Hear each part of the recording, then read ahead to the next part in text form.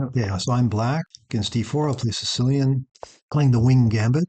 The best way of replying against this is breaking in the center of d5. Okay, so this is some sort of variation of the French. I think I will take the pawn and then just try to develop relatively normally.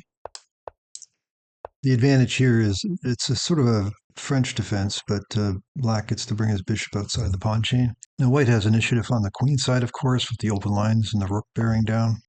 So I will definitely trade those white squares. His rook's hanging now. Okay, so he saw that, of course.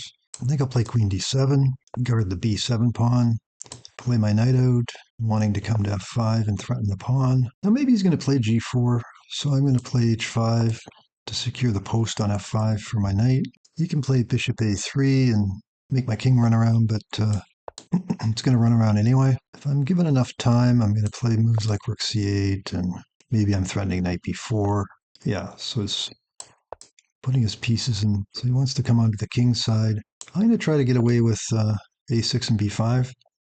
Yeah, so he's completely committed to the king side and knocking this knight out.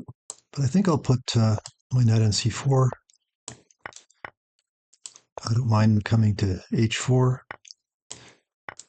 I see, he's very bent on doing this kind of maneuver. So I'll just bring the knight in. I guess he's going to play for f6. Somehow he has to gain the h file to get any counterplay here. All right, so I'm going to go back. I could play rook h2. That might be the most embarrassing for me. Then I have to decide whether to change and play bishop f8 or more likely rook g8. So he's changing his mind again. Oh, he wants the g6 square for his queen.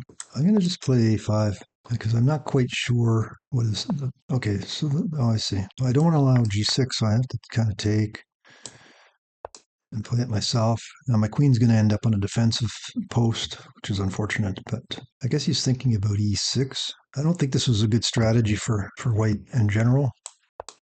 Now my king has flight square to d7, which I'm happy about. If he doubles on the f file, I'll just play rook h7, and the idea of king d7 and doubling up on the h file. If he plays rook h3, well, rook h3 blunders a rook. You saw that.